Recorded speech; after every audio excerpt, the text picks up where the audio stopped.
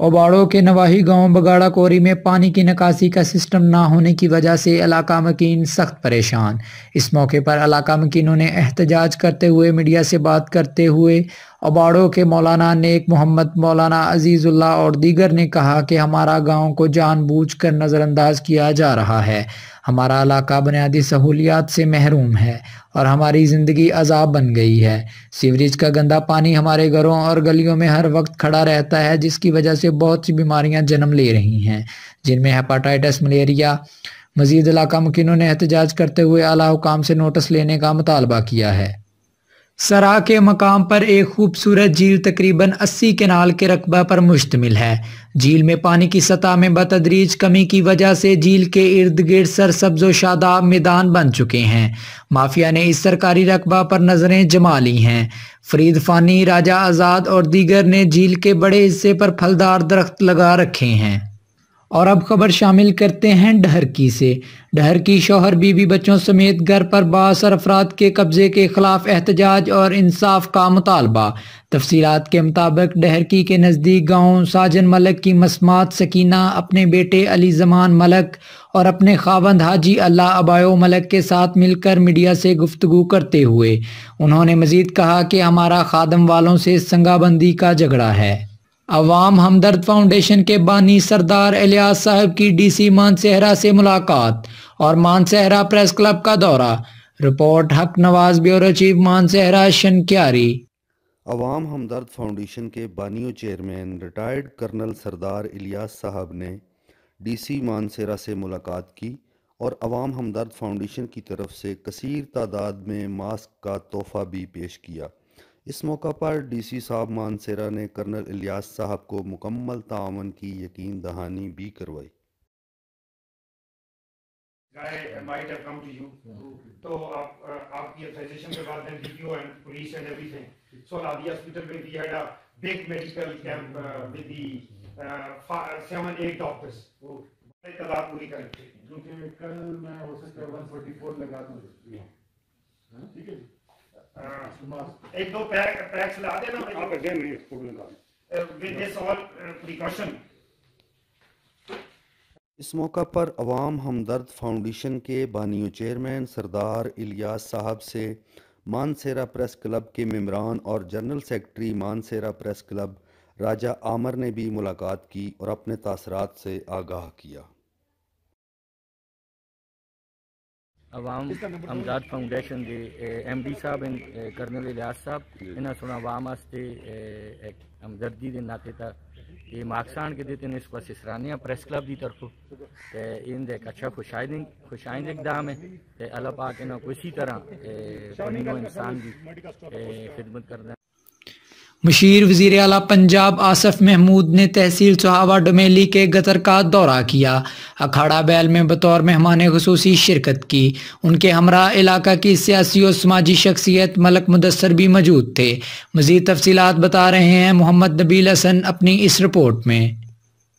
डुमेली के इलाका गाजियोड़ गतर के मुकाम पर बैलों का अखाड़ा डिंगरी मुनक्कद किया गया, जिसमें मुशीर वज़ीर आला पंजाब आसिफ महमूद ने बतौर मेहमान ख़ुसूसी शिरकत की।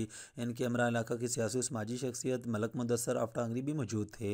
मेहमानों ने पंडाल पहुँचने पर शानदार इस्तकबाल किया।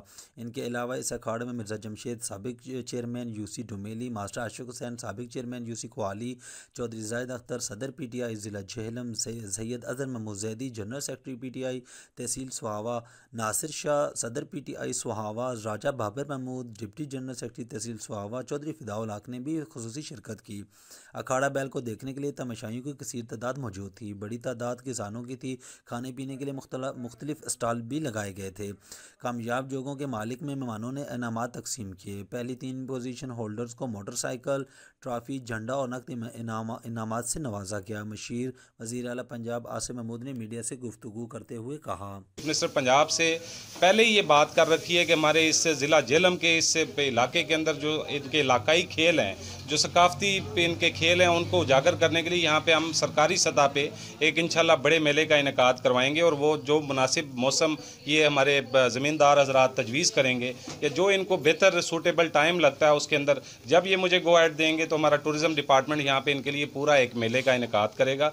और इसके साथ साथ हम टूरिज़म की प्रमोशन के लिए इस इलाके का, क्योंकि मेरे ऊपर कर्ज भी है, मेरे वालिदैन की यहाँ पे कब्रें भी हैं और मैं जब अपोजिशन में MPA था तब भी मैंने कोशिश की है कि इस इलाके की जो खस्ता हाली है उसको बेहतर बनाने में अपना किरदार अदा करूं। तो अभी तो अल्हम्दुलिल्लाह मेरे पास एक पोर्टफोलियो है। हम ये रोहतास, फोर्ट को, टिला जोगियों को एक नया टूरिस्ट स्पॉट डिक्लेयर कर रहे हैं और इंशाल्लाह हमारी ग्राउंड ब्रेकिंग सेरेमनी के ऊपर चीफ मिनिस्टर पंजाब आने वाले 1-2 हफ्तों के अंदर यहाँ पे तशरीफ़ लाएंगे और इसकी ग्राउंड ब्रेकिंग होगी। और इसके साथ साथ जितना रोड का इंफ्रास्ट्रक्चर जो मौजूद नहीं है उसके ऊपर भी पूरा फोकस कर रहे हैं कि इस इलाके की तरक्की के लिए जो मैं काम कर सका इंशाल्लाह करूँगा। तहरीके इंसाफ जो है हमारी कौम या प्राइम मिनिस्टर साहब जो हमारे मुल्क की जो तकदीर है उसको बदलने के लिए जो काविशें कर रहे हैं इस वजह से कर रहा हूँ। और मैं ये समझता हूँ कि ऐसी ये तासुर देना कि हमारे कुछ जेलम के अंदर 2 धड़े हैं या 3 धड़े हैं, ऐसा कतन गलत है। हमारा जो तंजीमी स्ट्रक्चर है वो टोटल इंडिपेंडेंट है और प्राइम मिनिस्टर का विजन भी ये है कि इस पार्टी को हमने एक इदारा बनाना है। जब इदारा बनाना है तो हमने सियासत को डेरों और वडेरों से जो है ना वो निकाल के हमने ग्रास रूट लेवल पे आम वर्कर तक उसको मुंतकिल करना है। और मैं ये समझता हूँ कि तहरीक इंसाफ ने 2013 में भी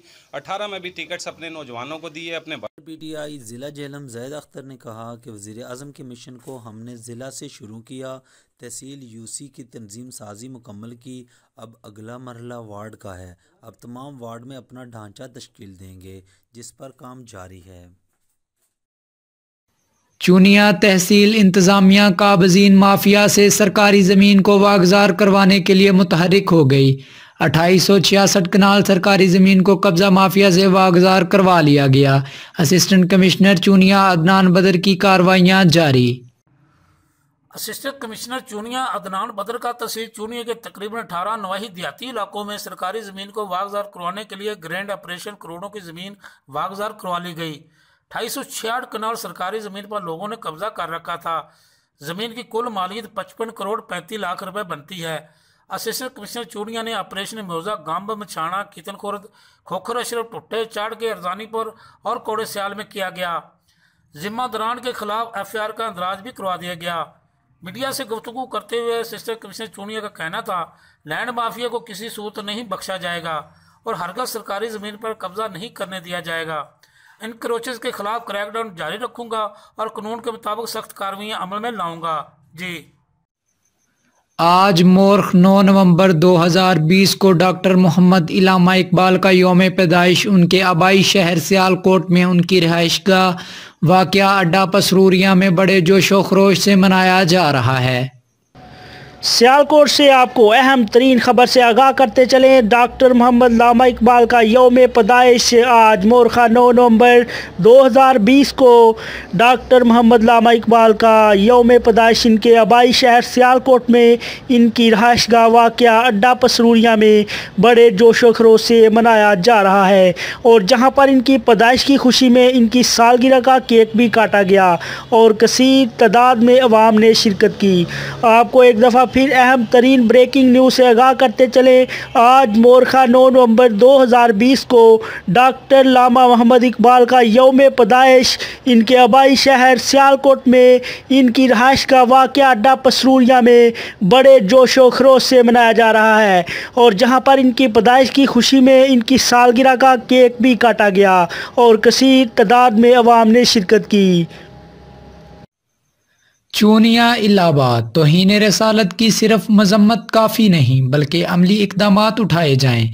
फ़्रांसीसी मसनूआत का बायकाट, फ़्रांसीसी सफ़ीर को मुल्क बदर किया जाए। कुरान और सुन्ना मूवमेंट के चेयरमैन इलामा हश्याम इलाही ज़हीर की इलाहाबाद में जलसा से खिताब। रहीम, आज का जो प्रोग्राम यहाँ पे अज़ीमुश्शान मुनक्कद किया गया उसका बुनियादी तौर पे मकसद यही था कि अपनी आवाज़ हुक्मरानों तक और पूरी आलम इस्लाम तक और बल्कि पूरी दुनिया तक ये पहुंचाई जाए कि मुसलमान दुनिया के अंदर 1.5 अरब हैं। जब उनके मजहबी जज्बात को, उनके सेंटिमेंट्स को मजरूह किया जाएगा तो ये आज़ादी इज़हार नहीं, ये हेट स्पीच है। जैसे आपने पूरी दुनिया के अंदर ये कवानीन बनाए हुए हैं कि एक अदलिया का जज चंद किताबें पढ़े और उसकी अगर कोई तौहीन करे तो तौहीन अदालत का लॉ लग जाता है। फ्रांस अपने अंदर अगर उसके परचम की कोई शख्स तौहीन करेगा उसके खिलाफ मुकदमा हो जाएगा। बरतानिया के अंदर मलका के खिलाफ बात करने के ऊपर तौहीन का मुकदमा होगा, इसी तरह हज़रत ईसा के खिलाफ तौहीन का मुकदमा। गोया दुनिया के अंदर ये ज़ाब्ते मुसल्लमा है कि रियासत के खिलाफ, रियासत के बानी के खिलाफ अगर कोई बात करेगा तो ये ज़ादी इज़हार नहीं समझा जाएगा, ये तौहीन समझा जाएगा। तो 1.5 अरब मुसलमानों के ये बानी नहीं है किसी रियासत के, 1.5 अरब मुसलमानों के दिलों की धड़कन है। उस रसूलुल्लाह सल्लल्लाहु अलैहि वसल्लम के बारे में अगर कोई हरदा सराई करेगा, हाका छापेगा, तो ये आज़ादी इज़हार नहीं है, ये हेट स्पीच है। आप इस बात को क्यों नहीं फ़र्क आप इस बात के अंदर कर रहे कि हेट स्पीच में और फ्रीडम ऑफ स्पीच में फ़र्क होता है। और फ्रांस जो फ्रीडम ऑफ स्पीच का बड़ा चैम्पियन बनता है और उसने ये मुकदमा लोगों को समझाया हुआ है कि आज़ादी इज़हार होना चाहिए, तो आज़ादी इंतखाब भी कोई चीज़ होती है। अगर आज़ादी इंतखाब के आपके पैरामीटर्स दिए हैं कि आप अपने ही मुल्क के अंदर हिजाब के ऊपर पाबंदी लगा रहे हैं, किस वजह से पाबंदी लगा रहे हैं, ये आपका आज़ादी इंतखाब है, ये आपका आज़ादी इज़हार है कि एक औरत अपने ही जिस्म के ऊपर हिजाब लेना चाहती है, आप उसको हिजाब नहीं देना देते। आप 70 से ज़ायद मसाजिद के ऊपर पाबंदी लगाते हैं, तो गोया आपका तर्ज अमल मुनाफिकाना है। हमारा पाकिस्तानी हुकूमत से ये मुतालबा है, सबसे पहले फ्रांसीसी सफ़ीर को मुल्क बदर किया जाए। हमारे मुल्क के वज़ीर हारजा माशाल्लाह उनको यही नहीं पता कि फ़्रांस में हमारा सफ़ीर भी मौजूद है कि नहीं। और दूसरी बात ये कि ये जो फ्रांसीसी प्रोडक्ट का बायकॉट है ना, ये मुसलमान उम्मत के नौजवान अपने जज्बात से कर रहे हैं। अपनी खुद इन्होंने कैंपेन लॉन्च किया, ये किसी मुस्लिम हुक्मरान ने इस कैंपेन की पुश्तबानी नहीं की।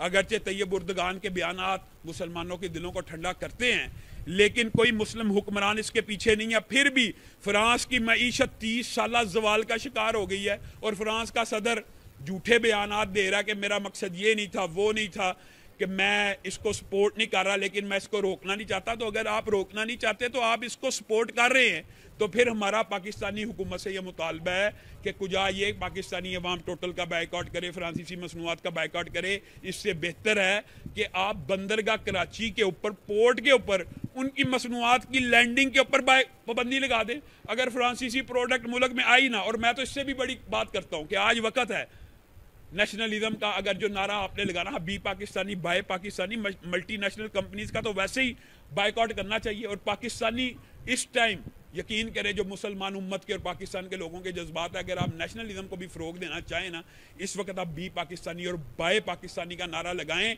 तो लोग आपके पीछे चलेंगे। लेकिन किसी हुक्मरान की ये सोच ही नहीं, ना पाकिस्तान की मईशत मजबूत करने की सोच है, ना ये गौर फिक्र है, ना फ्रांसीसी मसनूआत की जितनी आ रही हैं इनके जहन में ये है कि बस आई जाएं, फ़र्क क्या पड़ेगा। फ़र्क पड़ने ना पड़ने की बात नहीं है, ये बात भी याद रखें कि मुसलमान का ये अकीदा और नज़रिया होता है कि नतीजा जो है ना वो अल्लाह के सुपुर्द है। हम रसूलुल्लाह की खातर और अल्लाह की खातर इस प्रोडक्ट का बाइकआउट की मुहिम चला रहे हैं, जिसके अंदर आपने देखा यहाँ पे भी हज़ारों अफराद इस मुहिम के अंदर शामिल हुए। और इंशाल्लाह ये बात बढ़ती जानी है, इसने कम नहीं होना, ये बात बढ़ती चली जाएगी। और इंशाल्लाह जब भी ये मुल्क के अंदर जो छोटे छोटे मुजाहरात हम कर रहे हैं और लोगों की इंसारी कर रहे हैं, जब हम कहेंगे इंशाल्लाह बड़ी कॉल देंगे तो मिलियन मार्च भी इस बारे में ज़रूर होगी।